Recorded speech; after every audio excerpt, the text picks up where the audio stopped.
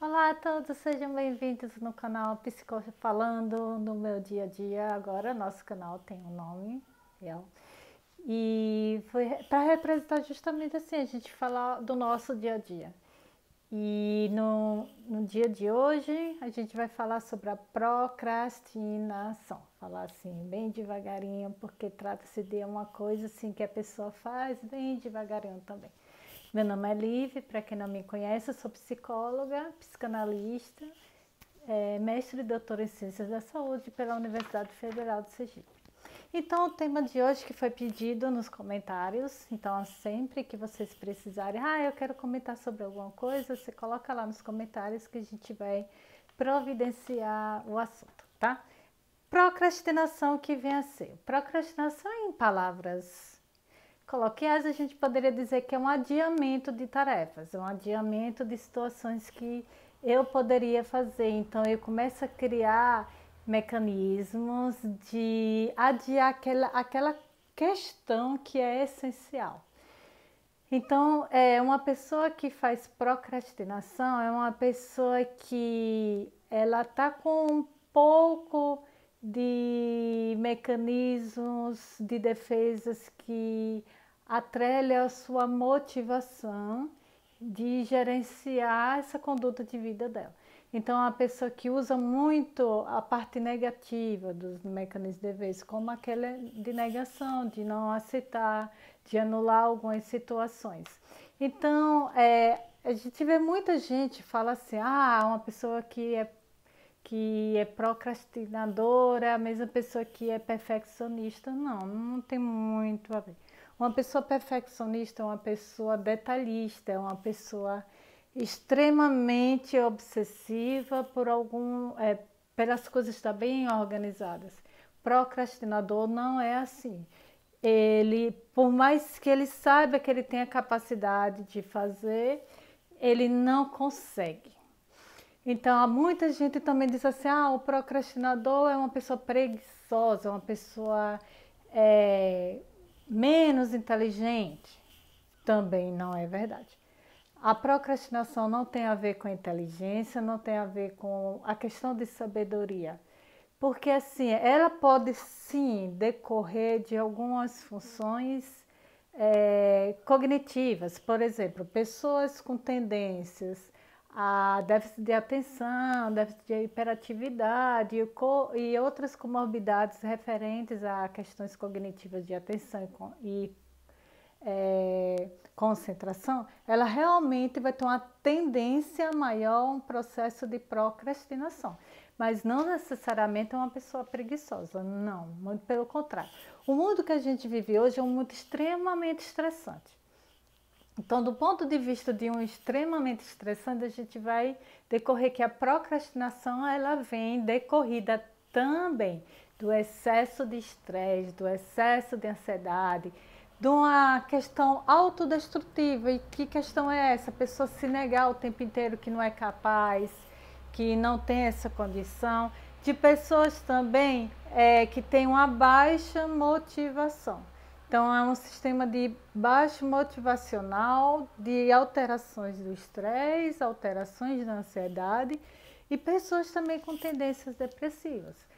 Gente, não necessariamente tudo isso ocorre em uma pessoa só. Eu estou colocando posições, tendências e não necessariamente. Algumas podem ter só alguns aspectos, outras podem estar, pelo menos, com a condição de autoestima lá embaixo. Então, isso sim é o que vai gerar um processo de procrastinação. Em decorrência também da parte neuro, que a gente, e qual é a parte? A gente, você está falando de uma parte comportamental, psíquico, e tem a parte fisiológica? Temos. Temos, quando a gente tem alterações de estresse, alterações de ansiedade, a gente também tem alterações fisiológicas. Mas a gente também tem alterações neurológicas, alterações que são acometidas por violência urbana também. Quais são as violências urbanas? Acidentes de trânsito, violência de outras formas, de forma geral. A condição de uma procrastinação, ela está em volta de uma condição lá no nosso cérebro chamada córtex pré-frontal, que é essa região da frente. Por quê? Porque se a gente está falando de procrastinação, a gente está falando de pessoas que não conseguem concluir suas tarefas, pessoas que têm dificuldade de concluir suas tarefas, pessoas que não têm organização, planejamentos para executar essas tarefas. Então, se a gente for falar da forma neurológica, a gente está falando assim de uma condição favorável para a função do córtex pré-frontal. Sei que muita gente aí já disse assim, fale menos técnica, mas assim, essa é uma condição que a gente tem que falar no sentido de que a gente tem as funções executivas que estão aí balanceadas no nosso processo de organização, do nosso processo de execuções e planejamentos. Como também ela é responsável por nossas condutas, ela é responsável por nossas induções, nossas decisões de ser ativo. Então eu lhe digo, se está relacionada a isso e a gente está procrastinando, a gente está desmotivado, então nossa conduta atitudinal está comprometida. Então a gente precisa avaliar isso se a gente está entrando em algum outro processo de humor depreciativo. O humor depreciativo não necessariamente é uma depressão, gente. Tudo tem que ser avaliado. Ok, é só ir para a sua consulta com o psicólogo e o psiquiatra ou um ou outro. Então eu gostaria de dizer para vocês também que como se decorre de um teor de estresse, um teor de ansiedade, então a gente vai estar naquele universo entre deixa eu aqui pegar minha colinha. O universo entre os nossos sonhos e os nossos desejos. Então é aí que a gente vê, o procrastinador não é aquela pessoa preguiçosa, como eu falei, mas aquela pessoa que tem sonhos, que tem conceitos, que querem realizar, que tem capacidade para isso. Tem sim, mas no momento se vê acuado, se vê desmotivado. Então eles ficam presos nesses sonhos e desejos. E a questão comportamental que afeta muito é a vergonha, é a culpa, porque é a sensação de frustração e incapacidade de não conseguir resolver. Então a pessoa que começa a achar o que está acontecendo, as pessoas vão achar que eu sou ruim, que eu sou isso, isso e aquilo. Então a gente tem que prestar muita atenção nessa questão. Aí você pode me dizer assim, então, é fácil sair dessa condição de procrastinação? Depende da força de vontade da pessoa, e sim, é fácil sim. Precisa de medicamento? Depende da condição funcional dessa pessoa, do que venha a ter a situação mais comorbidades dela, mais física, porque a gente pode ter outras condições físicas que geram também. Mas no caso assim de comportamental, a psicologia resolve muito. A gente precisa trabalhar o que é que leva a esse processo de procrastinação na pessoa.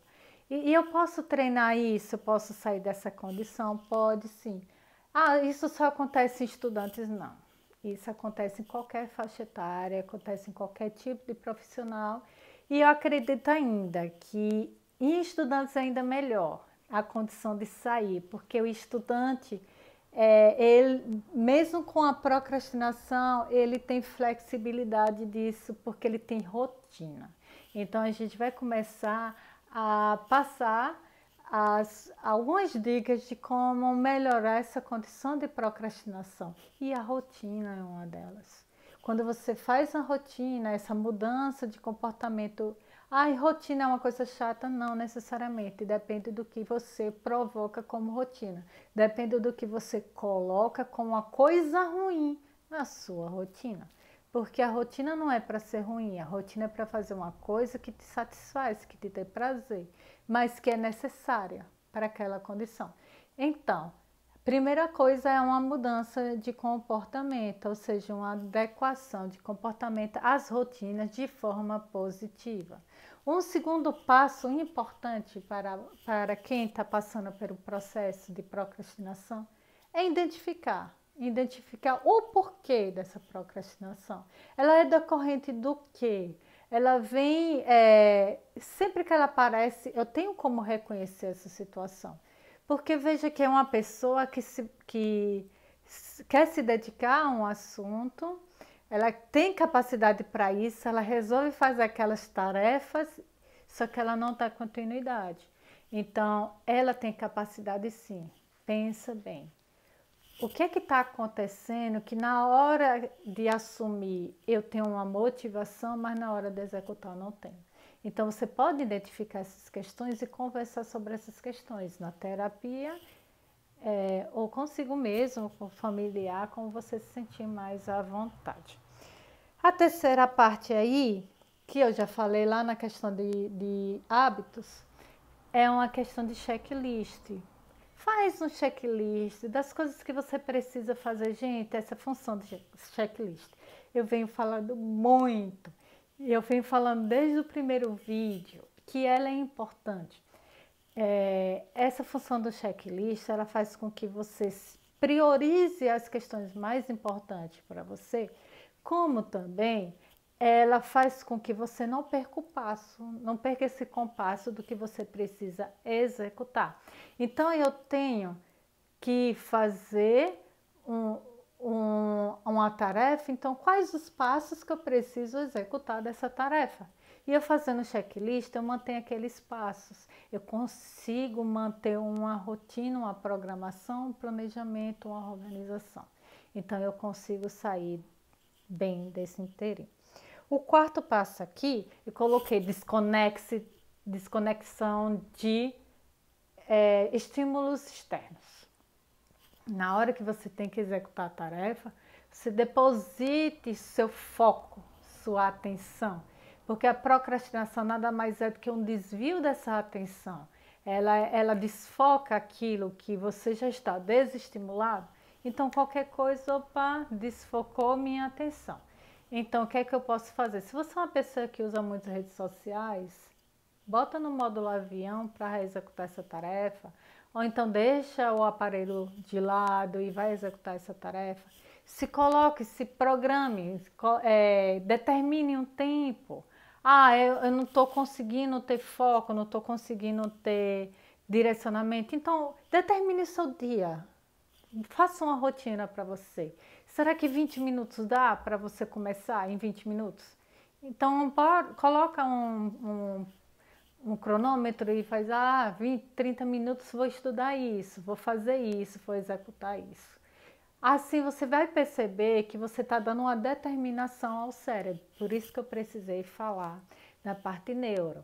Porque o cérebro ele precisa ter essa determinação, esse controle, para ele entender quais são as funções que ele precisa executar. E eu vou dando determinadas funções. Depois vocês vão perceber que esses 20 minutos foi tão pouco e vocês vão querer mais. Aí vocês vão querer mais. E vocês vão conseguir fazer uma rotina pré-determinada, planejada com mais vigor, mais motivação. E por último, que eu acabei já falando também, quando você faz isso, você controla seus hábitos. Então, controlar seus hábitos é controlar sua rotina, controlar seu cotidiano. Façam isso. Façam porque é necessário para vocês se sentirem motivados, se sentirem mais competentes do que já são, porque eu tenho certeza que todos vocês são competentes. Só estão passando por uma fase desfocada, mas que vocês têm a capacidade de focar. Eu sempre costumo dizer assim para os meus pacientes: você grava uma música? O paciente diz assim: eu consigo gravar uma música. Eu disse: tá vendo que você tem foco? Você tem foco, você consegue gravar uma música. A questão de atenção também é relacionada àquilo que eu quero, aquilo que eu almejo, aquele desejo, aquele sonho, entendeu? Se você tem esse desejo, se você tem firmeza nisso, então com certeza você consegue. Então esse é o vídeo de hoje sobre a procrastinação. Voltamos semana que vem com novos vídeos. Comentem aqui o que vocês acharam, se vocês gostaram, se querem que fale mais um pouquinho e de quais assuntos você gostaria que falasse também aqui no canal. Um beijo para vocês e até a próxima.